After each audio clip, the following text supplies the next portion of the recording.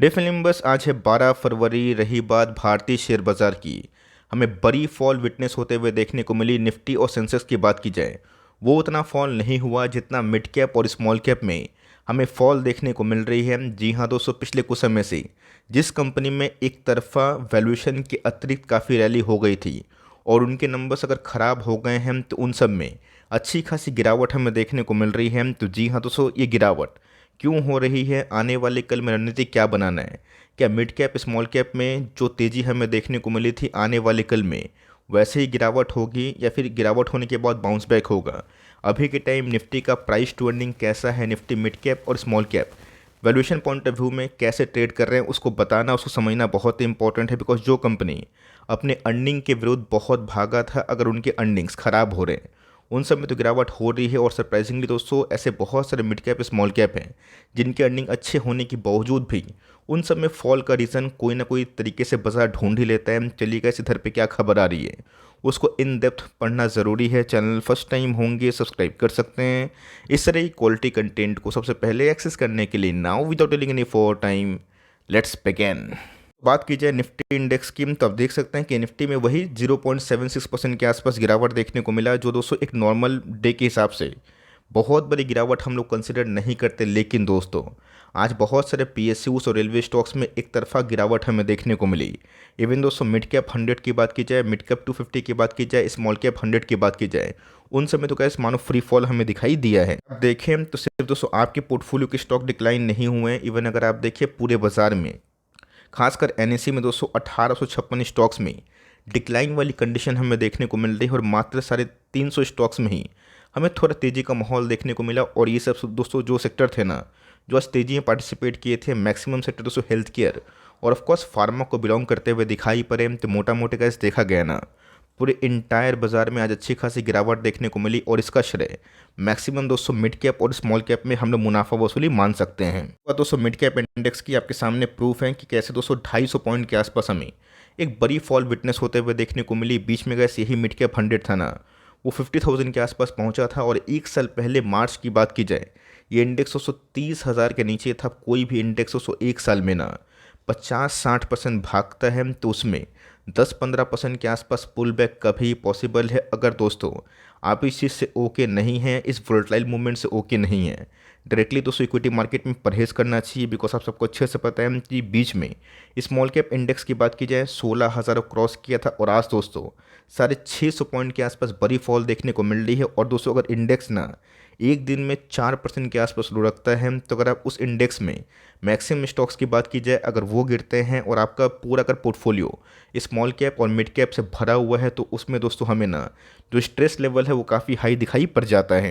यहाँ दोस्तों आप सबको अच्छे से पता है कि वैल्यूएशन से ऊपर कुछ नहीं होता है। एक समय ऐसा था जब स्मॉल कैप इंडेक्स का लेवल 8,700 के आसपास आया था। मैंने कहा उस समय बहुत बड़ा जो ब्लैंकेट को मतलब जो सलाह है, मतलब बात की जाए, मेरा जो पॉइंट ऑफ व्यू है कि इसमें रैली की संभावना बहुत ज़्यादा है। रिस्क टू रिवॉर्ड इसको हम लोग बहुत ही ज़्यादा प्रेस करते हैं, वो उस समय का माहौल देखने को मिला था। तो 16 का पी में दोस्तों स्मॉल कैप 100 की बात की जाए, स्मॉल कैप 250 की बात की जाए, उस वैल्यूएशन पे आ चुके थे। अब वहाँ से दोस्तों अगर स्मॉल कैप इंडेक्स की बात की जाए, इतना रैली करेगा, 26-28 के पी पे पहुँचेगा, तो वहाँ पे दोस्तों हमें प्रॉफिट बुकिंग और जो जो सेगमेंट में दोस्तों बड़ी तेज़ी आई है और जिसमें प्रॉफिट बुकिंग नहीं हुई, जिसमें पीएसयू की बात की जाए, बैंकिंग डिफेंस की बात की जाए, पावर की बात की जाए, रेलवे स्टॉक्स की बात की जाए, जो अभी के टाइम दोस्तों मैक्सिमम जो रिटेल पार्टिसिपेंट्स हैं ना उनके पोर्टफोलियो तक पहुंच गए हैं, तो उन सब में गए मार्केट को शेक करने के लिए मुनाफा वसूली हमें देखने को मिलती है। और दोस्तों एक समय के बाद मैंने आपको सीधा सीधी बोला था कि इस पूरे इंटायर रैली जो कि आर्टिफिशियल वे से बढ़ रहे हैं, उन सबको परहेज़ करना चाहिए और ऑफकोर्स एटलीस्ट नंबर्स देखना चाहिए। मैक्सिमम दोस्तों पावर की बात की जाए और रेलवे स्टॉक्स की बात की जाए, अपने टॉप से बहुत ही कम ट्रेडिंग डे में दोस्तों 30-30% के आसपास फॉल होते हुए दिखाई दे रहे हैं। दोस्तों इस फॉल के पीछे की वजह क्या है, क्या इसमें कुछ टेम्प्रोरी इशू है या फिर परमानेंट इशू है? सबसे पहले क्या समझिए कि कोई भी स्क्रिप्ट की बात की जाए, कोई भी इंडेक्स की बात की जाए, अगर वो बहुत ही स्ट्रॉन्ग रैली देती है ना, आने वाले कल में दोस्तों उसमें प्रॉफिट बुकिंग होती है। बिकॉज बहुत लोग क्या करते हैं, स्विंग ट्रेड करते हैं, शॉर्ट टर्म ट्रेड में निवेश करते हैं। ट्रेंड जब तक अप है वो निवेशित है, और जैसे का इस ट्रेंड में कुछ भी छेड़छाड़ होता है वो अपनी पोजीशन को एग्जिट करते हैं। तो दोस्तों प्रॉफिट बुकिंग की बात की जाए, एक बहुत बड़े अपसाइड की बात, ये तो बहुत लाजमी सी बात होती है। इससे गैस आपको डरना नहीं चाहिए, लेकिन ये जो अच्छी कंपनी है, जिनके अर्निंग्स में आपको दम दिखाई पड़ा, आप सेटिस्फाइड है, भले ही बाजार उसको गिरा दिया और टेम्प्रोरी कोई कॉस्ट से, उससे कैसे भ्रमित ना हो। Because earning is the key. आपकी कंपनी में अर्निंग्स का दम अगर होगा तो आज नहीं तो कल दोस्तों उस कंपनी में अच्छे पैसे बनेंगे। तो सबसे पहला का जो रीज़न है ना, वो तो हमें प्रॉफिट बुकिंग दिखाई दे रहा है। देखिए बात की जाए तो जी हाँ दोस्तों, सबसे इंपॉर्टेंट की बात की जाए दोस्तों तो over valued against the counter part. अगर आप देखें तो ऐसे बहुत सारे स्मॉल कैप की बात की जाए जिनमें दोस्तों इतना स्ट्रीम रैली आया, स्टॉक 5-8 टाइम्स हुआ। अब उनके पी मल्टीपल दोस्तों अगर उनके फंडामेंटल पॉइंट ऑफ व्यू से काफ़ी महंगे हो जाएंगे, तो बीच बीच में गैस पिटाई हमें दिखाई देती है। ये बात दोस्तों को पता है कि मिडिल ईस्ट में जो क्राइसिस वाला माहौल हमें देखने को मिल रहा है, जिसको लेकर टेंशन का माहौल क्रिएट किया जाता है। सिंपल सी बात है, मिडिल ईस्ट में गैस कभी भी क्राइसिस भरे माहौल पे हम लोग अगर जिक्र करते हैं, सबसे पहले देखते हैं कि क्रूड ऑयल में स्पाइक आया या फिर नहीं आया। तो क्रूड की बात की जाए, वो पिछले कुछ समय से गैस स्पाइक अप जोन पे हमें देखने को मिल रहा है, और इसका बढ़ना ये बहुत ही ख़राब बात मानी जाती है। बिकॉज मैक्सिमम दोस्तों क्रूड की बात की जाए, पूरा लगभग उसको हम लोग क्या करते हैं, इम्पोर्ट करते हैं ना, मंगवाते हैं दोस्तों। तो सबसे इंपॉर्टेंट चीज़ है, इस बात को समझना इंपॉर्टेंट है कि आने वाले कल में इलेक्शन होने वाला है। अगर क्रूड में दोस्तों स्टेबिलिटी नहीं होती है तो भारतीय पॉइंट ऑफ व्यू से ये काफ़ी नेगेटिव बात मानी जाती है। बात दोस्तों हमने ये भी देखा है कि बहुत सारे स्मॉल कैप और माइक्रो कैप की बात की जाए जो बहुत ही लेस लिक्विड नेचर के होते हैं, जिसमें फ्री फ्लोट शेयर काफ़ी कम होता है, उसमें थोड़ी सी बाइंग करने से कंपनी लगातार अपर सर्किट में फ्रीज होती है। और थोड़ा भी दोस्तों पल्ला अगर झड़ गया और कंपनी में अगर सेलिंग होती है तो उस कंपनी में गैस लगातार ना back to back lower circuit freeze होता हुआ देखने को मिलता है। तो हमने कैसे ये चीज़ देखा कि स्मॉल कैप जनरली बहुत ही लेस लिक्विड वाले होते हैं अगेंस्ट लार्ज कैप, बिकॉज उसमें नंबर ऑफ शेयर होल्डर्स काफ़ी कम होते हैं। और ऑफकोर्स जो नंबर्स ऑफ शेयर होल्डर्स कम होने से सबसे मेन जो दोस्तों फाइन लाइन है वो हमें क्या दिखाई पड़ता है कि उस कंपनी में लेस लिक्विडिटी होती है, और कोई भी दोस्तों बड़ा बाइंग नहीं होने के बावजूद भी उस कंपनी को आराम से मैनिपुलेट किया जा सकता है। पांचवें पॉइंट की बात की जाए, आप सबको अच्छे से पता है, खासकर दोस्तों जो सेल ऑफ हमें पीएसयू बैंकिंग, जो पीएसयू बैंक्स हैं, रेलवे और डिफेंस स्टॉक में हमें देखने को मिला। और खास करके यही सब कंपनी ना पिछले कुछ समय से बहुत ही बड़ा परफॉर्मेंस कर रही थी, जो अपने आप में सस्टेनेबल तभी होगा जब पीछे से गैस अर्निंग का सपोर्ट हमें दिखाई पड़ेगा। अब देखिए तो इनके वीक नंबर्स के बाद दोस्तों आईआरएफसी जैसी बढ़िया कंपनी, नो डाउट दोस्तों कंपनी अच्छी है, आपको अच्छे से पता है कि बिलो 25 हमने बहुत बार कमेंट्री करी और आपको होल्ड करने की बात मैंने अपने पॉइंट ऑफ व्यू से अनबाइस्ड होकर बताया था। वहाँ से दोस्तों कंपनी अगर 1-1.5 साल में 8 गुना होगी तो हम लोग क्या चाहेंगे कि कंपनी फटाफट 10-15 गुना हो जाए। ऐसा कभी पॉसिबल नहीं है। और जब इसमें ओवर स्ट्रेच रैली आई थी, मैंने आपको साफ साफ बताया था कि रैली कहाँ तक होगी किसी को नहीं पता, लेकिन यस अभी हमें मार्जिन ऑफ सेफ्टी दिखाई नहीं पड़ रहा है। फ्रेश एंट्री एकदम अवॉइड करें। अब चाहे तो प्रॉफिट को भी बुक करने का प्लान कर सकते हैं। और पिछले कुछ समय से गैस 192 का हाई लगाने के बाद कंपनी 133 लेवल के आसपास पहुंच चुकी है दोस्तों। इतना बड़ा फॉल होने के बावजूद भी, टॉप से 30% गिरने के बावजूद भी लास्ट एक साल में दोस्तों 345% के आसपास पैसे बनते हुए देखने को मिल रहे। सोचिएगा इसकी किस रफ्तार से इस कंपनी में हमें तेजी देखने को मिली। ऑल दो इस पर बजट में रेलवे को लेकर कुछ बड़ा सरप्राइज हमें दिखाई नहीं दिया है। तो स्टिल अभी बहुत इंपॉर्टेंट मानना है कि अगर आप बहुत बड़े प्रॉफिट में बैठे हुए हैं तो थोड़ा सा पार्शियल प्रॉफिट बुकिंग करने में कोई भी हर्ज नहीं है। जो गैस मैंने आपको पिछले कुछ समय से बहुत सारे रेलवे स्टॉक्स में बताया था जो बहुत तेज़ी से भाग रहे थे अपने फंडामेंटल पॉइंट ऑफ व्यू के थोड़ा से विपरीत में। लेकिन यस ये सब कंपनी ख़राब नहीं है, लेकिन कोई कंपनी गैस अगर 8x बढ़ती है ना, वहाँ पे दोस्तों थोड़ा सा जो अपसाइड मोमेंटम है वो कब तक होगा किसी को पता नहीं।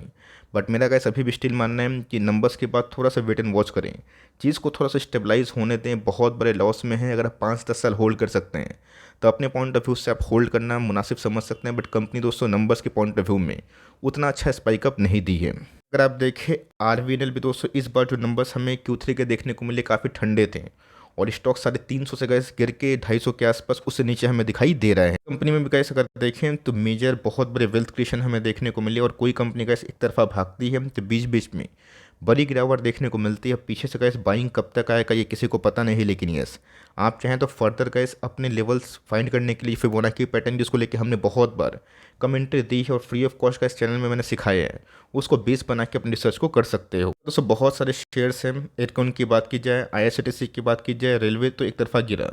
पर आईआरसीटीसी की बात की जाए, कल दोस्तों इनकी Q3 के नंबर्स आने वाले हैं। Q3 के नंबर्स देखते हैं कि कैसे होते हैं। ऑलरेडी गाइस देखा गया स्टॉक अपने टॉप से 100-150 पॉइंट के आसपास लुढ़क चुकी है। कंपनी की बात की जाए तो पूरे तो उससे इंटायर रेलवे से ये कंपनी में सबसे लेट में तेजी हमें देखने को मिली।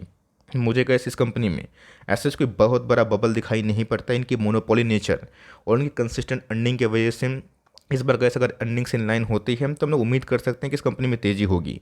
देखा गया तो जो गैस हमारा एस्टीमेट टारगेट था उससे कंपनी बहुत जल्दी टारगेट हिट के थे, बट वही कहानी हो जाती है, कंपनी कहाँ लेकर टॉप बनाएगी, कितना मोमेंटम होगा बाज़ार में, क्या न्यूज़ और सेंटीमेंट क्रिएट होगा, ये एग्जैक्टली गैस पता हो पाना सबके बस की बात नहीं है, संभव भी नहीं है। और पूरे पोर्टफोलियो को दोस्तों टॉप में एग्जिट करना और बॉटम में खरीदना ये एक तरह का झूठ हमें देखने को मिलता है। तो हमें देखना है कैसे कल के दिन आईआरसीटीसी अपने Q3 के नंबर्स को कैसे पेश कर रही है। इसके बाद दोस्तों समझना बहुत इंपॉर्टेंट है कि मिड कैप 100 के प्राइस टू अर्निंग की बात की जाए अभी भी 26 के आसपास है, जो एक्सपेंसिव जोन पे है। मैंने कहा हमेशा आपको ना 18 से 22 का पी हमेशा अनुकूलित पी होता है, इसके ऊपर कमेंट्री दी है। और दोस्तों इससे ही फ़ायदा होगी प्रेरित होकर लास्ट ईयर मार्च के क्राइसिस में हमने मिड कैप स्मॉल कैप में थोड़ा बड़ा दाव खेला था, और हमारा दाव दोस्तों उस पॉइंट ऑफ व्यू से काफ़ी हद तक सक्षम भी हुआ था। पर दोस्तों स्मॉल कैप 250 की आप देख सकते हैं कि उसका दोस्तों अभी भी अर्निंग्स ना 28.5 के ऊपर देखने को मिल रहा है, जो काफ़ी हाई है। इस बात को दोस्तों समझना बहुत ही हद तक टफ हो जाता है, बिकॉज अभी भी कैसे स्मॉल कैप 100 की बात की जाए, स्मॉल कैप 250 की बात की जाए, इंटायर इंडेक्स बहुत ही बड़ा बढ़ने के बावजूद भी ऐसे कुछ मुट्ठी भर शेयर हैं जो अपने इंडेक्स से काफ़ी लो पी में ट्रेड कर रहे हैं। जिस कंपनी के अर्निंग्स में दोस्तों दम है उस कंपनी में बिल्कुल ही पैनिक मत करें, बिकॉज आज आपको थोड़ा सा पेन होगा, बट इस पेन को अगर आप झेल लेते हैं तो मेरा ऐसा मानना है गोइंग फॉरवर्ड दोस्तों जब मार्केट में स्मार्ट रिकवरी होगी वही सब कंपनी फिर से पार्टिसिपेट करेगी, जिसमें पंप एंड डंप नहीं बल्कि स्ट्रॉन्ग रैली का दम है। और ऑफकोर्स का इस लॉन्ग रन में हमेशा earning per share, EPS, growing profit, यही दोस्तों सबसे बड़ा मैटर होता है। इस हिसाब से दोस्तों स्मॉल कैप और मिड कैप में और खासकर माइक्रो कैप में तेजी आई है। मैंने आपको साफ साफ बताया था कि तेजी कब तक होगी किसी को पता नहीं, लेकिन धीरे धीरे वो तेजी जो स्मॉल कैप और मिड कैप में हुई थी वो प्रॉफिट बुकिंग जो आएगा पैसा ना वो लार्ज कैप में जनरली आ सकता है। लार्ज कैप के दोस्तों फाइनेस्ट से फाइनेस्ट क्वार्टरली नंबर्स हमने देखे इस बार, जिसमें बड़ी बड़ी कंपनीज हैं, इवन दोस्तों HDFC bank, ICICI bank, Kotak Mahindra bank, Asian paint, Bajaj finance, जिनके नंबर्स बहुत ही स्ट्रांग होने के बावजूद भी वो पार्टिसिपेट नहीं कर रहे हैं, उन सब में कैसे फोकस करें। बिकॉज जब दोस्तों पैसा उधर से इधर पे आता है और एफआईज की पॉजिटिव सेलिंग होती मतलब बाइंग होती है, तब जनरली गैस हमने देखा है कि स्मॉल कैप और मिड कैप को छोड़ के जो लार्ज कैप क्वालिटी स्टॉक है ना उसमें अच्छी बाइंग होती है। तो यहाँ पे गैस फाइन लाइन क्या है कि अगर आपकी कंपनी में अर्निंग का दम है पैनिक मत करिए। अगर कंपनी दोस्तों आपकी अर्निंग से बहुत विरुद्ध चली गई है वहाँ पे गैस थोड़ा कॉशियस रहिए, अलर्ट रहिए, बिकॉज बाजार जब घूमता है तो काफ़ी पेन देता है। तो ऑफकोर्स कुछ भी करने से पहले फाइनल दोस्तों कॉल आप ही का होना चाहिए। But long term point of view से कैसी सब जो छोटी मोटी गिरावट है ना इन सब का हैबिट दोस्तों हमें बहुत ही पहले लग चुका है। आपका पोर्टफोलियो कितना गिरा कमेंट बॉक्स में बताइएगा ज़रूर। और वीडियो अच्छी लगी प्लीज़ लाइक करिएगा, चैनल फर्स्ट टाइम होंगे सब्सक्राइब करके बेल आइकन को प्रेस करना भी ना भूलिएगा। दोस्तों मिलते हैं जल्दी ही, तब तक के लिए bye. Thanks for listening friends, God bless you all.